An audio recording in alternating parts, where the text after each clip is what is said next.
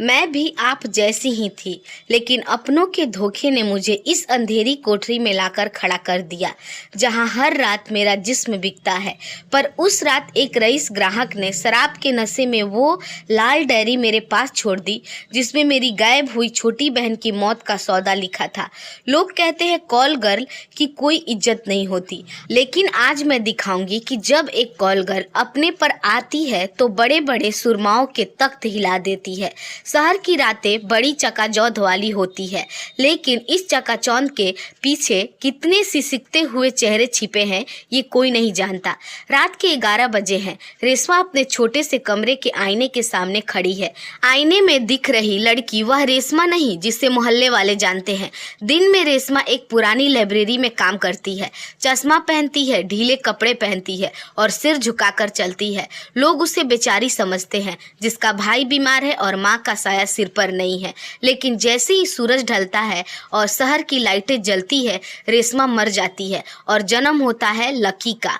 Lucky जिसके होठों पर गहरा लाल रंग है, आंखों में गहरा काजल और बदन पर ऐसे कपड़े जो उसकी मजबूरी को ग्लैमर का नाम दे देते हैं। रेशमा का फोन थरथराया। एक मैसेज था, hotel skyline, room number 707, client VIP है, कोई गलती की गुंजाइश नहीं। रेशमा ने एक ठंडी सांस ली। उसका मन नहीं था, पर भाई की दवाइयों का बिल और मकान मालिक की धमकियां उसके सपने से ज्यादा भारी थे। उसने अपना बैग उठाया और टैक्सी में बैठ गई। टैक्सी की खिड़की से बाहर देखते हुए उसने सोचा, काश उस दिन उस इंसान ने मुझे धोखा न दिया होता तो आज मैं इस टैक्सी में नहीं किसी दफ्तर की कुर्सी पर होती। वह होटल पहुंची। होटल इतना भव्य था कि उसकी चमक आंखों को चुभ रही थी। लिफ्ट में चढ़ते वक्त उसकी मुलाकात एक अधेड़ उम्र के आदमी से हुई। वह आदमी उसे ऊपर से नीचे तक घूर रहा था। रेशमा ने नजरें चुरा ली। उसे नफरत थी इन नजरों से जो उसे इंसान नहीं सिर्फ एक चीज समझती थी। कमरे का दरवाजा आधा खुला था। अंदर धुआं भरा हुआ था और महंगी शराब की गंध आ रही थी। रेशमा अंदर दाखिल हुई। सामने सोफे पर एक शख्स बैठा था जिसका चेहरा अंधेरे में था। सिर्फ उसकी सिगरेट की लाल नोक चमक रही थी। उसके भारी आवाज में कहा, आओ लकी, बैठो, सुना है तुम बातें बहुत अच्छी करती हो। रेशमा सहम गई। आमतौर पर लोग सीधे काम की बात करते थे, पर वह आदमी अलग था। उसने रेशमा को पास बुलाया और उसके सामने एक पुरानी फटी हुई लाल डायरी रख दी। रेशमा ने पूछा, यह क्या है? वह शख्स उठा और रोशनी में आया। वह शहर का जाना माना बिजनेस मिस्टर खन्ना था। उसकी आंखों में एक अजीब सा डर था।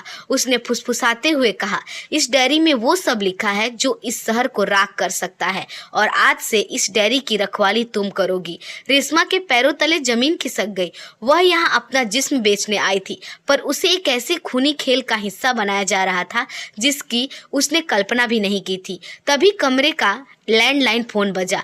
मिस्टर खन्ना का चेहरा सफेद पड़ गया। उन्होंने रेशमा का हाथ पकड़ा और कहा, भागो यहाँ से, पिछला दरवाजा इस्तेमाल करो। अगर वो मुझे ढूंढ रहे हैं तो वो तुम्हें भी नहीं छोड़ेंगे। रेशमा डायरी लेकर होटल के पिछले गलियारे से भागने लगी। तभी उसने सुना ठा ठा 2 गोलियों की आवाज। रूम नंबर 707 से चिल्लाने की आवाज आई। रेशमा एक पिलर के पीछे छिप गई। उसने देखा कि 2 नकाबपोश आदमी कमरे से बाहर निकले। उनके हाथों में लाइसेंसर लगी बंदूक थी। वह कांपने लगी। उसकी जान हलक में अटक गई थी। वह एक साधारण कॉल गर्ल थी जिसका मकसद सिर्फ पैसा कमाना था, लेकिन अब उसके हाथ में एक ऐसी डायरी थी जिसमें शहर के सबसे बड़े सफेद पोश गुनाहगारों के नाम थे। वह रात के अंधेरे में अपनी जान बचाकर भागी, लेकिन उसे नहीं पता था कि उसने जिस टैक्सी को रोका उसका ड्राइवर वही आदमी था जिसने उसे लिफ्ट में घूरा था और उसकी नजर अब भी रेशमा के बैग पर थी जिसमें वह डायरी छिपी थी। होटल के पिछले दरवाजे से भागते हुए रेशमा के फेफड़े फटने को थे। पीछे गोलियां की गूंज अभी भी उसके कानों में बज रही थी। उसने बदहवासी में सड़क पर खड़ी एक काली टैक्सी को हाथ दिया। टैक्सी रुकी। रेशमा अंदर धसी हुई हाँफते हुए बोली, जल्दी जल्दी चलो यहाँ से। स्टेशन की तरफ गाड़ी आगे बढ़ी। रेशमा ने पीछे मुड़कर देखा। होटल स्काईलाइन की ऊंची इमारत अब धुंधली हो रही थी, लेकिन उसका खौफ अभी भी उसके साथ था। तभी उसने गौर किया, ड्राइवर का चेहरा वही आदमी था जो लिफ्ट में उसे गंदी नजरों से घूर रहा था। उसके चेहरे पर अब एक कुटिल मुस्कान थी। उसने शीशे से रेशमा को देखते हुए कहा, इतनी जल्दी में कहाँ जा रही हो लकी? खन्ना साहब ने विदाई नहीं दी क्या? रेशमा का खून जम गया। वह आदमी कोई साधारण ड्राइवर नहीं था। उसने बैग को जोर से छाती से चिपका लिया। बैग के अंदर वो लाल डायरी किसी दहकते अंगारे की तरह महसूस हो रही थी। टैक्सी स्टेशन की तरफ जाने के बजाय एक सुनसान इंडस्ट्रियल एरिया की तरफ मुड़ गई। रेशमा चिल्लाई, यह रास्ता किधर जा रहा है? रुको। गाड़ी ड्राइवर ने पीछे मुड़कर एक ठंडी हंसी हंसी और अपनी सीट के पास से एक देसी कट्टा बंदूक निकालकर डैशबोर्ड पर रख दिया।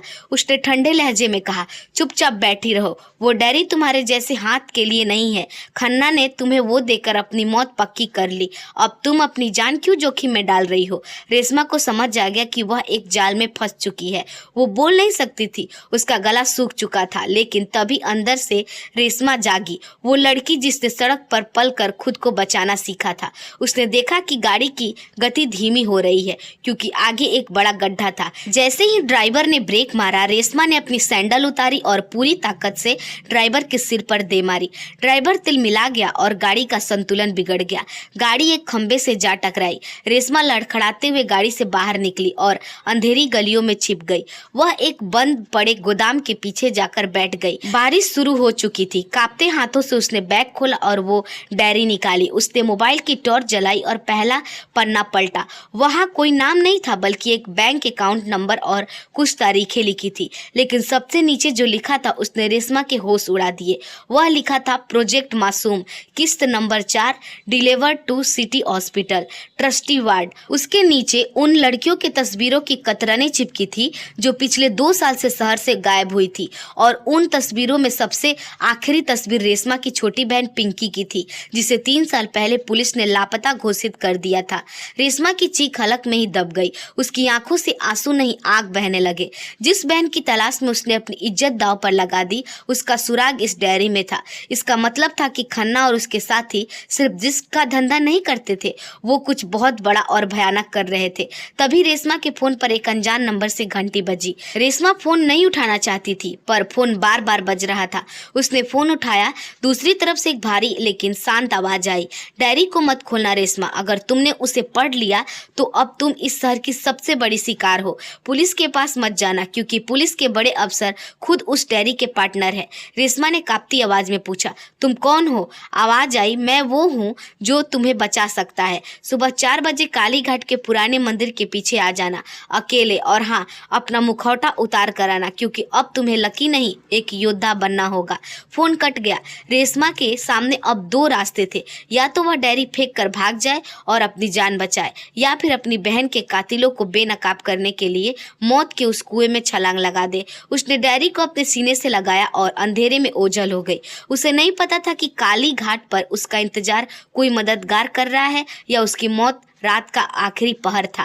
काली घाट का वह पुराना मंदिर खंडहर बन चुका था। चारों तरफ सन्नाटा था, सिर्फ हुगली नदी के पानी की लहरें की आवाज आ रही थी। रेशमा वहां पहुंची, हाथ में वह लाल डायरी दबी हुई थी। तभी मंदिर के साए से एक शख्स बाहर निकला। वह कोई और नहीं बल्कि इंस्पेक्टर विहान था, जिसे शहर के लोग एक भ्रष्ट अफसर मानकर नफरत करते थे। विहान ने कहा, हैरान मत हो रेशमा, मैंने जानबूझकर भ्रष्ट होने का नाटक किया ताकि मैं इस गिरोह के करीब पहुंच सकूं। खन्ना सिर्फ एक मोहरा था, असली खिलाड़ी तो कोई और है। रेशमा ने डायरी उसकी तरफ बढ़ाई और फफक कर रो पड़ी। मेरी बहन पिंकी, इस डायरी में उसकी तस्वीर क्यों है? क्या वो विहान की खामोशी ने जवाब दे दिया। उसने डायरी का आखिरी पन्ना खोला, जिस पर लिखा था, ऑर्गन हार्वेस्टिंग, अंगों की तस्करी। वे लड़कियां जो गायब होती थी, उनका इस्तेमाल रईस लोगों के बीमार अंगों को बदलने के लिए किया जाता था। रेशमा की बहन भी उसी खूनी खेल के भेंट चढ़ गई थी। तभी अचानक मंदिर के चारों तरफ गाड़ियां आकर रुकी। तेज हेडलाइट्स की रोशनी में एक बूढ़ा शख्स बाहर निकला। उसे देखकर रेशमा के पैरों तले जमीन खिसक गई। वह डॉक्टर मेहरा था, जो गरीबों के लिए मुफ्त अस्पताल चलाता था। और डॉक्टर मेहरा मुस्कुराया, रेशमा तुमने बहुत दौड़ लगा ली, वह डायरी मुझे दो तुम्हारे भाई के इलाज का खर्च, नया घर और एक नई पहचान, सब मैं दूंगा, बस इस डायरी को भूल जाओ। रेशमा की आंखों में खून उतर आया। उसकी बहन की जान की कीमत यह आदमी पैसों से लगाना चाहता था। उसने बिहान की तरफ देखा, लेकिन बिहान को मेहरा के गुंडों ने घेर लिया था। मेहरा आगे बढ़ा, देखो रेशमा, तुम सिर्फ एक कॉल गर्ल हो, तुम्हारी बात पर कोई यकीन नहीं करेगा। यह समाज तुम्हें गंदा समझता है और मुझे भगवान। अपनी औकात मत भूलो। रेशमा ने एक ठंडी हंसी हंसी। उसने अपना मोबाइल निकाला। मेहरा को लगा वह डर गई है, लेकिन रेशमा ने मोबाइल का कैमरा घुमाया और कहा, डॉक्टर साहब, आप शायद भूल गए कि आज के दौर में लकी जैसी लड़कियों के पास सिर्फ जिस्म नहीं बल्कि लाखों फॉलोअर्स भी होते हैं। रेशमा पिछले 10 मिनट से लाइव थी। उसने मंदिर में आने से पहले ही अपने सोशल मीडिया पर लाइव बटन दबा दिया था। शहर के हजारों लोग डॉक्टर मेहरा का असली चेहरा और उसकी कबूलनामा अपनी स्क्रीन पर देख रहे थे। मेहरा का चेहरा सुन पड़ गया। उसने चिल्लाकर कहा, मार दो इसे। गोली चली, लेकिन गोली रेशमा को नहीं लगी। विहान ने मौका पाकर मेहरा के हाथ से बंदूक छीन ली थी और उसे जमीन पर पटक दिया था। दूर से पुलिस के सायरन की आवाज आने लगी। इस बार यह वो पुलिस नहीं थी जो मेहरा के जेब में थी, बल्कि ऊपर से आए स्पेशल फोर्स के दस्ते थे। सुबह की पहली किरण फूटी। डॉक्टर मेहरा और उसके पूरे गिरोह को हथकड़ियों में ले जाया जा रहा था। रेशमा मंदिर की सीढ़ियों पर बैठी थी। उसके हाथ में पिंकी की वो फटी हुई तस्वीर थी। उसने लाल डायरी को मंदिर के सामने जल रही अखंड ज्योत में डाल दिया। वह सबूत अब दुनिया देख चुकी थी। जैसे जैसे डायरी जल रही थी, रेशमा को महसूस हुआ जैसे उसके ऊपर से लकी का वो भारी मुखौटा हमेशा के लिए उतर गया है। उसने अपने भाई को फोन किया, बस इतना कहा, मैं घर आ रही हूँ, अब हमें कभी छिपना नहीं पड़ेगा। रेशमा ने अपनी सैंडल हाथ में ली और नंगे पैर ही शहर की तरफ चल पड़ी। अब वह बेचारी नहीं थी, वह एक ऐसी रूह थी जिसने अपने दर्द को हथियार बनाकर समाज के सबसे बड़े शैतान का अंत किया था। दुनिया अक्सर चेहरे पर चढ़े मुखौटे से धोखा खा जाती है। जहां दानवीर के चोले में दरिंदे और मजबूरी के कीचड़ में योद्धा छिपे होते हैं। इंसान का पेशा उसकी पहचान नहीं होता, बल्कि उसके ऊंचे इरादे उसे महान बनाते हैं। सच को दबाने की कोशिश कितनी भी बड़ी क्यों ना हो, एक छोटा सा साहस पूरे साम्राज्य को राख करने के लिए काफी है। दोस्तों, उम्मीद है आपको यह दर्दनाक कहानी अच्छी लगी होगी। अगर हमारी कहानी आपको पसंद आई हो तो हमारे वीडियो को लाइक और चैनल को सब्सक्राइब जरूर कीजिएगा। धन्यवाद।